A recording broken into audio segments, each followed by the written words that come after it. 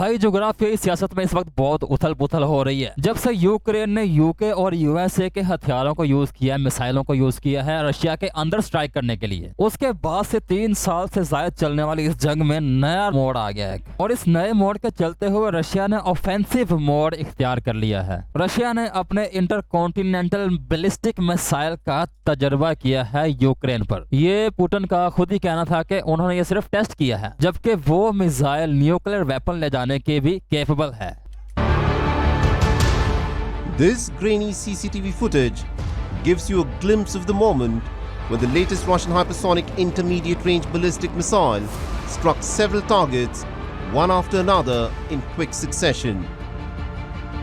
देख सकते हो कितनी तब्दीली, कितनी तेजी से उस बैलिस्टिक मिसाइल ने अपने टारगेट को अचीव किया है। सेवरल टारगेट्स थे, वो एक टारगेट नहीं था कोई। रशिया ने ये अपना रिस्पांस दिया है यूके और यूएसए के बैलिस्टिक मिसाइल्स को इस्तेमाल करने के बाद यूक्रेन को, और साथ ही साथ वेस्ट को भी वार्न कर दिया है कि अगर बात इससे आगे बढ़ी तो फिर न्यूक्लियर वॉर होने का खतरा है। और अगर ऐसा कुछ हुआ, अगर बात ज्यादा आगे बढ़ती है तो फिर ये रशिया के खिलाफ पूरा यूरोप होगा, Russia versus the Europe. Donald Trump ने अपनी विनिंग विक्ट्री स्पीच में वो बोला था कि हमने किसी वॉर को अब आगे नहीं चलाना। ज़ेलेंस्की हमारे मुल्क में आता है और हम उसको थपकी देते हैं और 7 बिलियंस ऑफ डॉलर्स देते हैं, साथ हथियार भी देते हैं। बजाय हम यूक्रेन की मदद करें बल्कि हम अपना अमेरिकन सिटीजन्स की मदद करनी चाहिए हमें उनकी। तो जो बाइडेन ने तो फुल सपोर्ट किया था यूक्रेन को, तो अब जो बाइडेन को लगता है कि अगर मैं चला गया, मेरे जाने के बाद ट्रंप आ गया, तो फिर यूक्रेन और रशिया की सुलह भी हो सकती है, या फिर सीज फायर भी हो सकता है, या फिर कुछ कमिटमेंट के साथ ये जंग भी खत्म हो सकती है।